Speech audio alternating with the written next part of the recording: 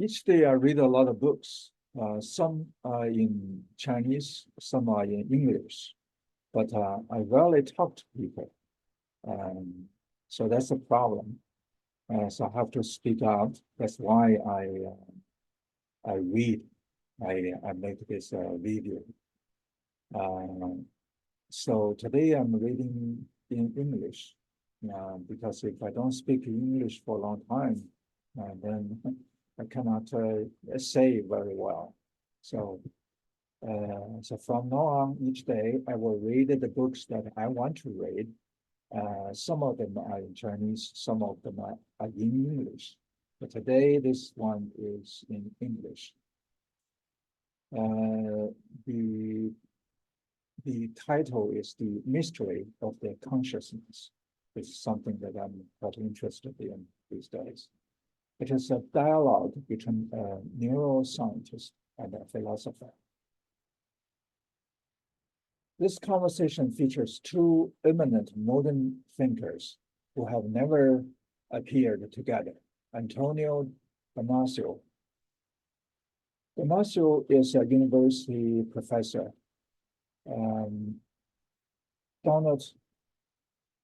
David Donstedt Chair in Neuroscience and Professor of Psychology, Philosophy, and Neurology at the University of Southern California, where he also directs the Brain and Creativity Institute, has made similar contributions to the understanding of the brain processes, understanding emotions, feelings, decision-making, and consciousness.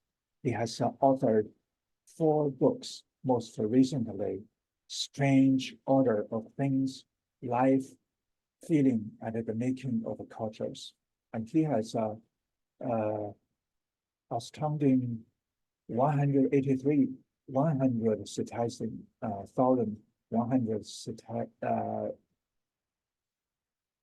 citations for his academic work. David Chalmers will be talking to Professor Damasio. David Chalmers is a university professor of philosophy and neuroscience and the co-director of the Center for Mind, Brain, and Consciousness at New York University. He also has an appointment at the Australian National University, where he used to direct the Center for Consciousness. He works on the philosophy for mind and the language, and on artificial intelligence and cognitive science. Is well known for his formulation of the hard problem of consciousness, and which is the problem of explaining how and why we have first-person experiences. Essentially, we could phrase it like this: why does the feeling that accompanies the awareness of sensory information exist at all? He is the author of The Conscious Mind, and more recently, The Character of Consciousness, as well as many philosophical essays.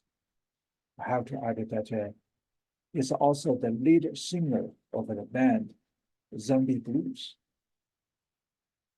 To contextualize our topic, here is a quote from a scientist.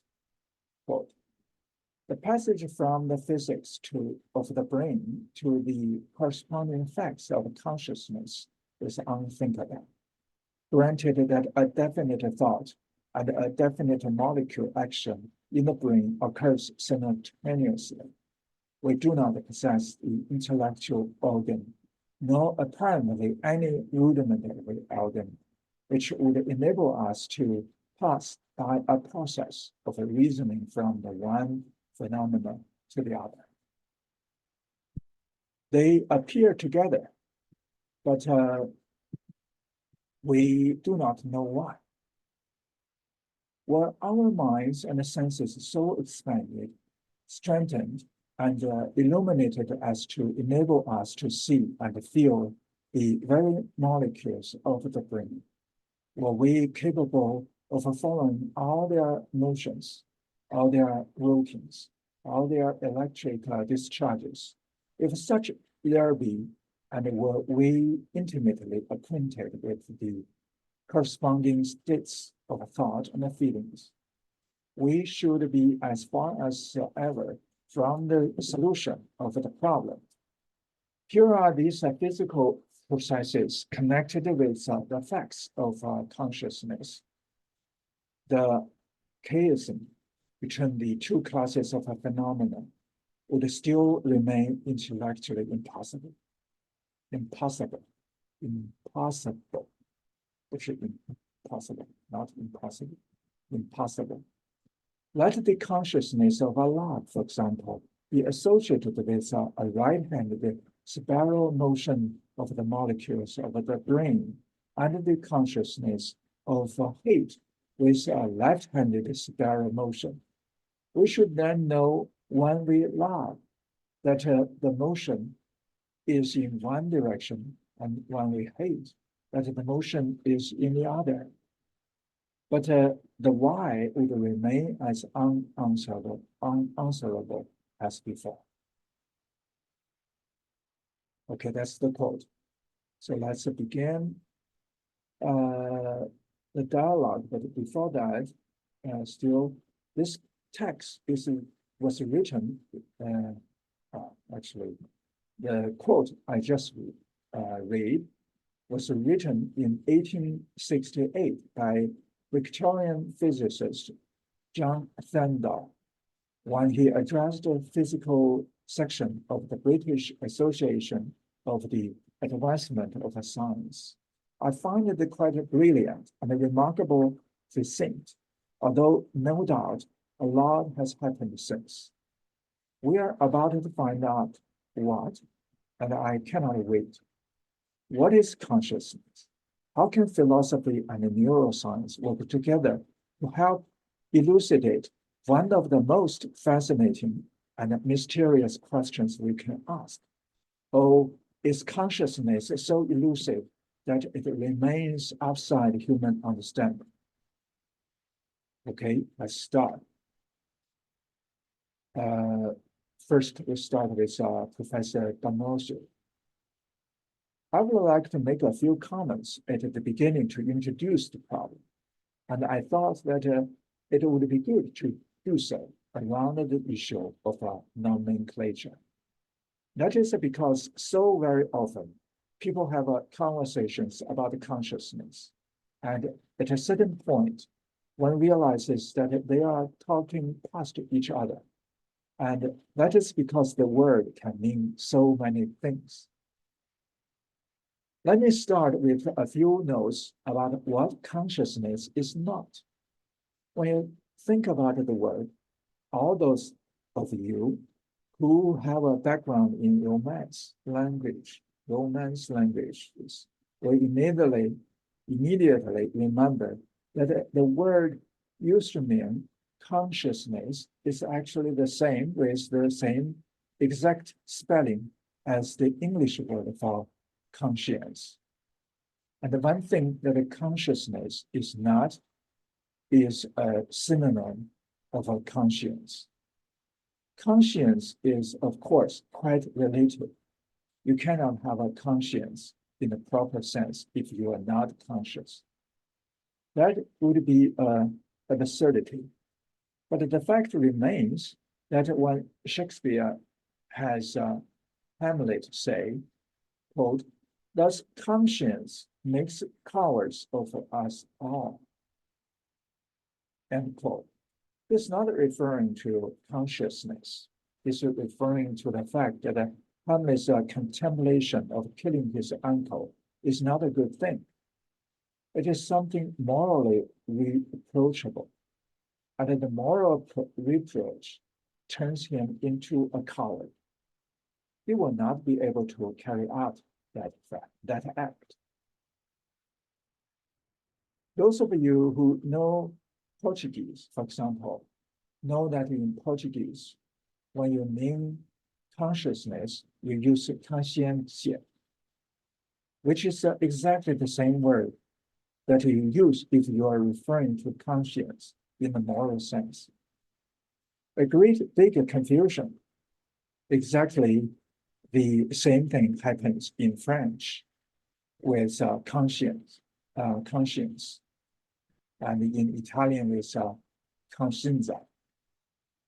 In English and in Romance languages, the word for conscience came first. In English, a specific word for consciousness was coined much later, in the 17th century. In Romance languages, an equivalent word was never coined. The lack of a word for consciousness is a source of confusion when one is talking across languages on a subject like this. Excuse me.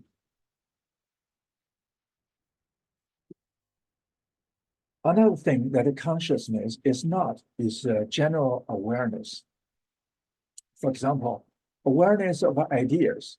You will often come across sentences such as, "We now have a consciousness over the gravity of the problem of a global warming."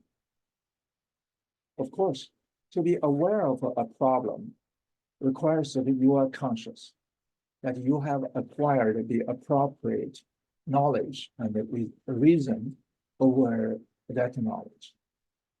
But that does not correspond to the specific phenomena of having a mental experience or having a subjective point of view. Another thing that consciousness is not is a complete wakefulness or vigilance. Of course, one cannot have mental experiences if one is not awake and aware and vigilant in the neurological sense. But one can actually be asleep and have a subjective point of view during the paradoxical consciousness of dreaming. When we dream, we do have a point of view. We do have experience. We can have a feelingness and the same and the same. But that's still different from a regular, awake consciousness. The word paradoxical fits the dream situation. Very often in the world of medicine, a neurologist will talk about, for example, patients who have been involved in an accident and say that they lost consciousness. Well, what the neurologist is referring to is not only the loss of a mental experience, although this has been lost too, but rather the more fundamental loss of a sensing and responding, conscious or otherwise. It is really like turning off the lights and not having the basic phenomena which support mental experiences, such as being awake and alert, as opposed to the precise removal of experience only. This goes against the idea that the consciousness and the sentience are synonymous. Sentience, consciousness, they are synonymous. Sentience is not a synonym of a consciousness. What he's talking about? Let me repeat.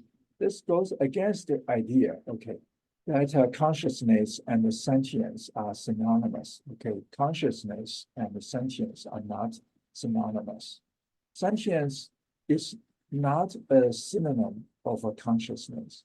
Sentience is best used to describe an organism's ability to detect a stimulus and respond to that stimulus.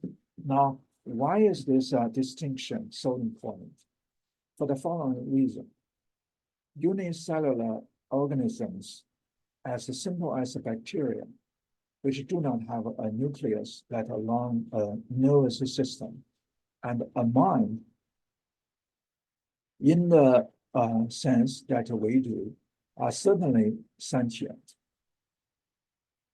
they can detect clearly and specifically certain stimuli and organize responses to them.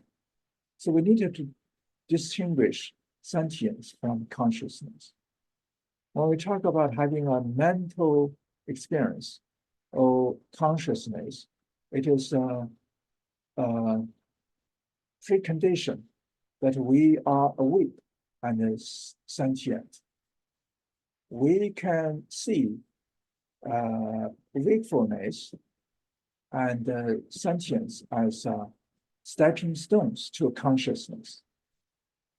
The phenomena that are most interests us tonight, and I think that David would probably agree, is consciousness specifically understood as a mental experience that is felt and that has a point of view. The point of view happens to be that of an experiencing organism. At the moment, my mental experience includes the fact that I'm seeing David and Marcelo to my left. In a particular perspective, I have the feeling that it goes with my being here, but I also have a perspective that is unique, my own point of view on the scene. And of course, David and Marcelo have different perspectives along with their feelings. That goes with holding a certain perspective with specific contents. Not only do I have a different perspective compared to theirs, but I have the automatic sense that their perspective is different, and that what I'm looking at and what they are looking at is being looked at from different angles in space. Discussions on consciousness have involved people in the arts and the humanities, in philosophy of mind, neuroscience, psychology, and the cognitive sciences of every very kind and flavor. And I think it's important to think about what it is and what we need to do to advance the science of consciousness. This is something I know that David is interested in, and it is one reason why it is good to have a dialogue with him. I believe we have very obvious points of agreement. Let me stop here, just make a point. I think what he's referring to about consciousness is something that almost just we human beings have. This is not further about morality, so that's conscience. It is not the alertness, which is a less less deep stage, like for cellular or for other very small units of organism. They are also sentient, so they are not sentient. I'm not sure about animals, but at least it's hard to know about the animals, but it's something peculiar to human. We have feelings, we can feel, and also we can have a feelings, etc. But of course, it's difficult to define it. It is even difficult to say what it is not. But let's continue. Okay. One important requirement for the success of this conversation is that we take a phenomenology seriously. We very often end up hearing discussions where people are in apparent disagreement, and yet it is obvious that one person is thinking about looking at one's mind, being an observer of one's mind, while the other person is thinking about allegedly more objective things. such as, for example, the activity of a patch of neurons. There is no incompatibility. We need to be informed by both levels of analysis, and we need to take seriously the fact that some phenomena are first-person phenomena that occur in our minds and that have to be observed, analyzed, described by one person subjectively. There is a great tradition of taking phenomenology seriously and describing what is going on in the mind as accurately as possible. For example, in European philosophy, notably in German and in France. If we can have a phenomenological data collected from multiple persons in the same circumstances, there's no reason why the data should not be comparable with data on the activity of a patch of neurons. It's true that we cannot measure phenomena with the same kind of instruments that we use in a physiology experiment. But that doesn't mean that one should discard them, because if one does, then we will never have a science of a consciousness. When David talks about a first-person perspective and a third-person perspective, he's saying the same thing with different words.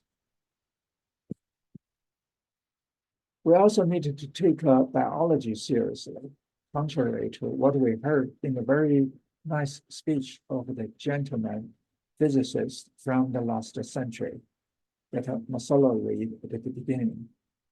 That's the one I quote at the beginning. I think the days when we could afford to exclude the data are over.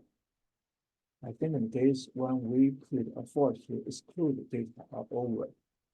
Whether it is a phenomenological data, first-person observations, or data that come from objective neural tissue experiments, for phenomena that can be studied from different perspectives, we need the data from all of those perspectives.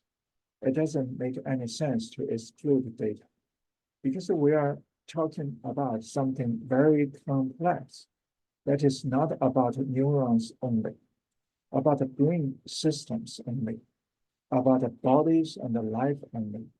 And it is certainly not going to be only about something lost in the other called mind or psyche.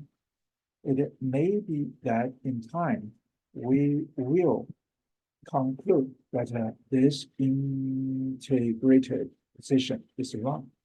But right now, this is our best bet. To take biology seriously means to take seriously more than just the neural part of biology. To take biology seriously is to realize that there are other living organisms that we descend from. Bacteria, for example, are ancestors to all of us.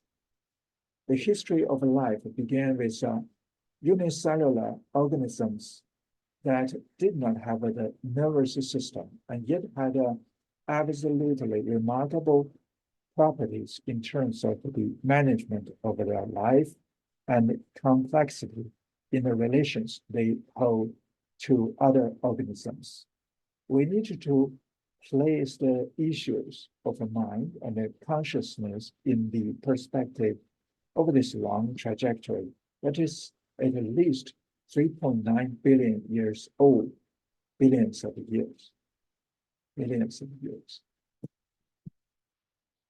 We need to take into account that all living organisms are very complex creatures, even when they seem simple. And although many do not have nervous systems, they all actually have bodies. It is quite common to hear or read discussions on the nature of a consciousness, where it is assumed that a consciousness is a product of the brain alone, that consciousness is produced by an isolated brain, completely forgetting about the body. The fact is that we do not have isolated brains, and that most creatures on this planet do not have nervous systems at all. They all have bodies capable of maintaining life intelligently and competently, even when nervous systems are missing. As for humans, we have a nervous system. It's a very high level of central organization. The central nervous system, which includes sections such as the spinal cord, brain stem, a variety of ganglia at the base of the brain, and the cerebral cortex. One problem with not taking this complex organization seriously is that the discussions of consciousness, if they venture into biological territory, often talk only of the central nervous system and sometimes even only of the cerebral cortex, as if the rest of the nervous system was not dignified enough or complex enough to contribute importantly to anything like a consciousness. In other words, not only do people forget the body, they end up forgetting most of the nervous system. This has not got to be wrong. It cannot work that way. If you ask me today, do you believe that minds and consciousness are created by brains alone? My answer would be unequivocally. No, I do not think that the brain alone is capable of doing that. So what else is needed? Well, we certainly need a full nervous system, but also a nervous system that is inserted inside a body proper and fully interactive with it. A mind is not the result of brains alone, nor of nervous systems alone. It is the result of integrated functionality that joins nervous systems and the body proper for the purpose of regulating life efficiently. The partnership creates something that is very often missed, a complex system distributed within every nook and its cranny of the organism and holding a dual relationship. Neurons that go to every nook and cranny, and the neurons or molecular signaling that come from those nooks and crannies all over the body.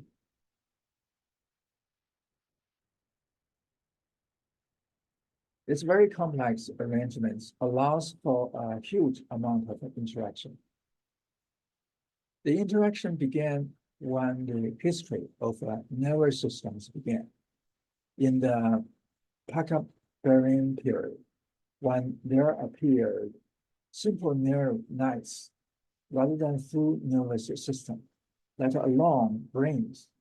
Such nets looked a bit like our reticular formation looks today. Inside our spinal cords and the brain stem, all of those nerve nets were affected by the chemical molecules that were circulating in the body. So we have not only a possibility of an interaction between body and brain, between body and nervous system at the level of the signaling that is neural and in which the body participates, but we also have a major interaction that happens chemically and that directly affects the nervous system that comes from the body. We need to realize that the nervous system is in fact surrounded by two orders of structure. One, the organism's interior, and the other, something that is in the surround of the organism, the outside world, if you will. So it is not merely the nervous systems looking at the outside world, it is the nervous system looking at the inside world, and looking at the same time at the outside world. In considering mental experiences and the subjective point of view, we needed to address two more issues. One is a feeling or feelingness, something that has a direct connection to traditional conversation on consciousness, and which is known in philosophy as a qualia. For me, this is a layered phenomenon. There is not a single kind of a feelingness, but at least two main kinds. Spontaneous or homeostatic feelings mentally express the unfolding state of life within the organism and serve as either an alarming signal, such as a pain, or as a signal that all is well-being. Provoked feelings mentally express our emotional reaction to the images that constantly appear in our minds. We react emotionally to these images, which changes the physiology that prepare us to deal with the situation imaged. And this changed state of physiology in the mental expressed in feelings of joy, or fear, or admiration, and so on, depending on the content of the provoking images. Besides the feelings that is the obligate accompaniment of all images, we must acknowledge that our mental images are oriented by a sort of a GPS that places them in relation to the perspective of our organism. Such images are constructed according to where in space our sensory portals are at any given moment. As sensory portals, I mean our eyes and ears and the tactile corpuscles in the skin. In conclusion, we are better off, for certain, than 148 years ago. Perhaps the key is to take an evolutionary perspective seriously. Unless we adopt that evolutionary perspective, things cannot possibly make sense, and will look far stranger than they need to be. Okay, that's the part from Professor Damasio. So the next part is Professor Chalmers.